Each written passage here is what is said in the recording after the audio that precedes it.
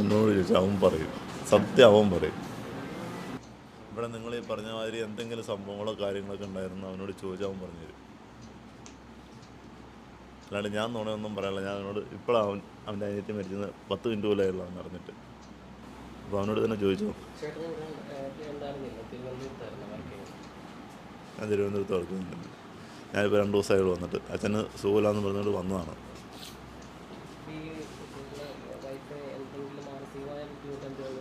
അതിന് മാനസികമായിട്ടുള്ള ബുദ്ധിമുട്ടുകളൊന്നുമില്ല. അതിൻ്റെ വീട്ടുകാർക്കുള്ള ബുദ്ധിമുട്ട് മാത്രമേ ഉള്ളൂ. അമ്മയ്ക്കും ചേച്ചിക്കും. അച്ഛനും ചേട്ടനൊക്കെ ഡീസൻ്റാണ്.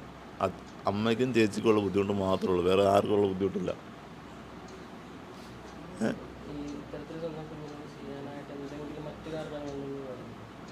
ഇതിനെക്കുറിച്ച് ചോദിച്ചാൽ എനിക്ക് അറിയില്ല. എന്ന് വെച്ച് കഴിഞ്ഞാൽ ഇപ്പോൾ ഒരുത്തൻ്റെ അവിടെ കിടന്നുള്ളവരൊക്കെയുണ്ട്. എൻ്റെ ചേട്ടന അവൻ്റെ കൊച്ച് എൻ്റെ കൊച്ച് ഒരുമിച്ച് സ്കൂളിൽ പോവും വരികയും ചെയ്യണം അംഗൻവാടിയിൽ. ആ കൊച്ചിനോട് ഇനി എന്ത് പറയും? കൂട്ടുകാരി അല്ലാണ്ടായേക്കണേ. കൂട്ടുകാരി എന്ന് പറഞ്ഞാൽ ഇന്ന് ഇവിടെ ഒരുമിച്ച് ഇരുന്ന് കളിച്ചുകൊണ്ടിരിക്കണം. ഇവിടെ ഈ വീട്ടിലിരുന്ന് 2 പേരും കളിച്ചുകൊണ്ടിരിക്കണം. അതിനോടൊക്കെ എന്താ പറയണേ? ഞാനിവിടെ നിന്ന് എൻ്റെ കുഞ്ഞാന്ന് വിളിച്ചു കഴിഞ്ഞാൽ എവിടെ ഉണ്ടെങ്കിലും മന്ന. ഇനി ഞാൻ ആരും വിളിക്കുക?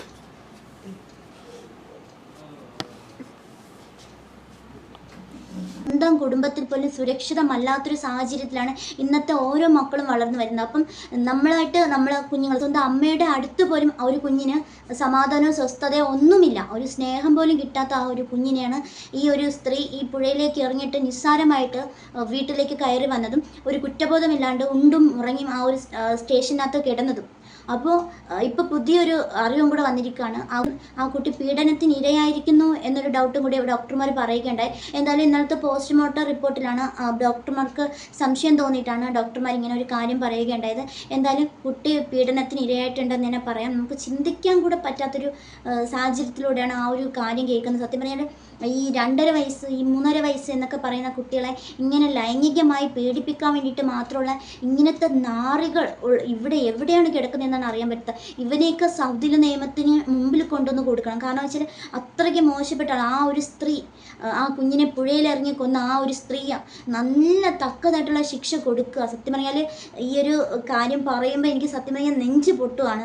എനിക്ക് ആ ഒരു ഇപ്പോഴും ആ ഒരു കുഞ്ഞിൻ്റെ ഫോട്ടോ ഞാൻ എടുത്ത് നോക്കിയിട്ടും എനിക്ക് എന്ത് പറയണമെന്ന് സത്യം പറയാൻ അറിയത്തില്ല. ഇതുപോലെ തന്നെ ആയിരിക്കും ഈ ലോകത്തുള്ള ഓരോ അമ്മമാർക്കാണെങ്കിലും ഓരോ പെൺകുട്ടികൾക്കാണെങ്കിലും ഓരോ വ്യക്തികൾക്കാണെങ്കിലും ഈ ഒരു കുഞ്ഞിനെ കാണുമ്പോഴത്തേക്ക് അങ്ങനെ തന്നെ തോന്നത്തുള്ളൂ. സത്യം പറഞ്ഞാൽ ആ നേഴ്സറിയിലിരുന്ന ആ ഒരു പാട്ട് പാടുന്ന ആ കുഞ്ഞിനെ എങ്ങനെ ആ ഒരു സ്ത്രീക്ക് ഇങ്ങനെ തോന്നി?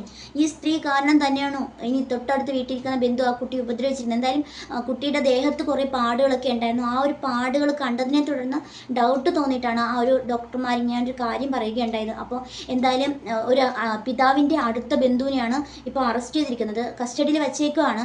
എന്താണെന്ന് ഇനി പതിയെ പോകുമ്പോൾ പറയും. എന്തായാലും അതുമാത്രമല്ല ഈ അച്ഛൻ്റെ സഹോദരനെയാണ് ഈ പോലീസ് കസ്റ്റഡിയിൽ വച്ചേക്കുന്നത്. ഇവർ പുറത്തുള്ളൊരു വ്യക്തിയല്ല, സ്വന്തം വീട്ടിനകത്ത് ആ കുഞ്ഞ് വളരുന്ന ആ ഒരു വീട്ടിനകത്തുള്ള സ്വന്തം പിതാവിൻ്റെ സഹോദരനെന്ന് പറയുമ്പോഴത്തേക്ക് ഒന്നും പറയാൻ പറ്റുന്നില്ല.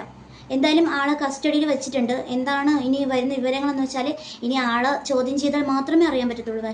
ഒരു പെൺകുഞ്ഞിന് സമാധാനത്തോടെയും സ്വാതന്ത്ര്യത്തോടെയും ജീവിക്കാൻ പറ്റാത്ത ഒരവസ്ഥ തന്നെയാണ്. അപ്പോൾ ആ ഒരു അവസ്ഥയിലൂടെ ആയിരിക്കും ആ കുഞ്ഞ് കടന്നു പോയി. ആ കുഞ്ഞ് ആരോടും ഇനി ഒന്നും പറഞ്ഞിട്ടുണ്ടായിരിക്കും, ഇനി ആ കുഞ്ഞിനെ ഭീഷണിപ്പെടുത്തിയിട്ടുണ്ടായിരിക്കും. എന്താണെന്ന് വെച്ചാൽ ഇനി അറിയത്തില്ല. ആ കുഞ്ഞിന് സ്വന്തം വീട്ടിൽ പോലും സുരക്ഷയില്ല, മറ്റുള്ളവരടുത്തും സുരക്ഷയില്ല. സ്വന്തം അമ്മയുടെ അടുത്ത് നമ്മളെല്ലാവരും വിചാരിക്കും നമ്മുടെ അമ്മമാരാണ് ഏറ്റവും വലിയ ഒരു സുരക്ഷ നമുക്ക് തരുന്നതെന്ന് വിചാരിക്കുന്ന ആ ഒരു അമ്മയുടെ അടുത്ത് പോലും ആ ഒരു കുഞ്ഞിന് സുരക്ഷയില്ലാത്തൊരു ഇതിലാണ് ആ കുഞ്ഞ് പോയിക്കുന്നത്. സത്യം പറഞ്ഞാൽ വേറെ ആർക്കെങ്കിലും ആ കുഞ്ഞിനെ കൊടുത്തിട്ടുണ്ടെങ്കിലും പൊന്നു പോലെ നോക്കിയാൽ അത്രയ്ക്കും പൊന്നുപോലെ നോക്കിയാൽ. ഇപ്പോൾ ആർക്കാണ് കുഞ്ഞുങ്ങളെ ഇഷ്ടമില്ലാത്തത്?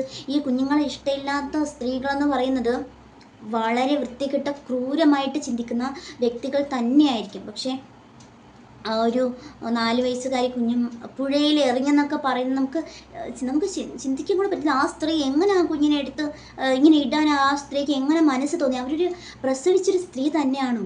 അവരൊരു അമ്മ തന്നെയാണ്. അവരുടെ ആ ഒരു മാതൃസ്നേഹം ആ കുഞ്ഞിനെ കൊടുത്തിട്ടുണ്ടായിരുന്നു. അപ്പോൾ എത്ര നാൾ കൊണ്ട് ആ കുഞ്ഞ് ജനിച്ച് ഇത്ര നാൾ കൊണ്ട് ആ കുഞ്ഞിനെ അടിക്കുന്നുണ്ടായിരിക്കും, ആ കുഞ്ഞിനെ ഉപദ്രവിക്കുന്നുണ്ടായിരിക്കും ഇവരെല്ലാവരും കൂടി ചേർന്നിട്ട്. അപ്പോൾ ആ കുഞ്ഞ് എന്തുമാത്രം വേദന ആ കുഞ്ഞ് സഹിച്ചിട്ടുണ്ടായിരിക്കാം. ഈ മരിക്കുന്നതിന് തൊട്ട് മുന്നേ വരെ ആ കുഞ്ഞ് വേദന സഹിച്ചിട്ടുണ്ട്. ഒന്നും അറിയാതെ ആ ഒരു അമ്മയെന്ന് പറയാൻ പറ്റില്ല, ആ ഒരു സ്ത്രീയുടെ ആ വിഷം ചീറ്റുന്ന ആ ഒരു സ്ത്രീയുടെ ഇടുപ്പിൽ എടുത്തു വെച്ച് കൊണ്ടുപോവാണ്. അപ്പോൾ നമുക്ക് അത് കാണുമ്പോൾ തന്നെ ഒരു സങ്കടം. എന്നിട്ടും ഞാനും മനസ്സിൽ വിചാരിച്ചു ദൈവമേ ആ കുഞ്ഞിനൊന്നും വരരുതേ എന്ന് പറയും. കാരണം ആ ഒരു കുഞ്ഞിന് തിരിച്ച് കിട്ടിയാൽ ആ ഒരു അച്ഛനാണെങ്കിലും സങ്കടവും, അച്ഛനാണെങ്കിലും സമാധാനമായിരുന്നു. ഒരു ജീവനോട് കുറച്ച് ജീവൻ്റെ തുടിപ്പുണ്ടായിരുന്നെങ്കിൽ കൂടി ആ ഒരു സങ്കടം ഇല്ലാണ്ടായേനെ. പക്ഷേ അതുപോലും ഇല്ലാണ്ട് ആ കുഞ്ഞിനെ കൊന്നു കളഞ്ഞ ആ ഒരു സ്ത്രീയെ, നിങ്ങളൊന്നൊരു സ്ത്രീയല്ല, പിശാചാണ്, പിശാച്.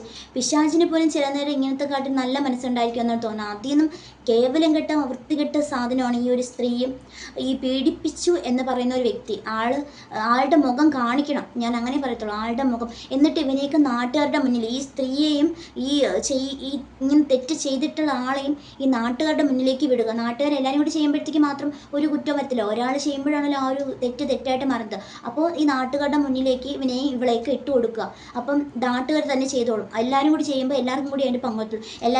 എന്തായാലും എല്ലാവരും ജയിലിൽ കൊണ്ടിടാൻ പോകില്ല, കാരണം നാട്ടുകാർ തല്ലിക്കൊന്നു, അത്രയേ ഉള്ളൂ. വേറെ അതിലൊന്നും വരാൻ പോകില്ല. അല്ലാണ്ട് ഇങ്ങനെയുള്ള സ്ത്രീകളെയും ഇങ്ങനെ കുറ്റം ചെയ്യുന്നവനെയൊക്കെ ഈ ജയിലിനകത്ത് കൊണ്ടിട്ട് ഈ സർക്കാരിൻ്റെ പൈസയും ചിലവാക്കി, പാവപ്പെട്ടവൻ്റെ പൈസയും ചിലവാക്കി ഇതിനെയൊക്കെ തീറ്റിപ്പോറ്റുന്നതിനെക്കാട്ടിലും അങ്ങ് തൂക്കുകയറോ വധശിക്ഷയോ എന്താണെന്ന് വെച്ചാൽ ചെയ്തങ്ങ് തിരിച്ചങ്ങ് വിടുക. ഇനി ജീവിക്കാനുള്ള അർഹത ഈ ഭൂമിയിലില്ല, ആ രണ്ടെണ്ണത്തിനുമില്ല. ഇനിയിപ്പം ഈ തെറ്റ് ചെയ്യാൻ ആരൊക്കെ കൂട്ട് നിന്നിട്ടുണ്ടോ അതിനൊക്കെ ആർക്കും ഈ ലോകത്ത് ഈ ഭൂമിയിൽ ജീവിക്കാനുള്ള അർഹതയില്ല, അങ്ങനെ തന്നെ പറയാം. എന്തായാലും വളരെയധികം വിഷമത്തോടെ എനിക്ക് തോന്നുന്നു. പ്രത്യേകിച്ച് ആ കുഞ്ഞിൻ്റെ മുഖം കാണുമ്പോഴത്തേക്ക് സഹിക്കാൻ പറ്റുന്നില്ല. എന്തുവാ അറിയാം, നമുക്കൊന്നും പറ്റുന്നില്ല. ആ ഒരു കുഞ്ഞ്, ആ ഒരു 3.5 വയസ്സേ ആയിട്ടുള്ളൂ. എത്ര നാളാണ് ജീവിക്കാനുള്ള ആ ഒരു കുഞ്ഞിനാണ് ഒന്നുമില്ല.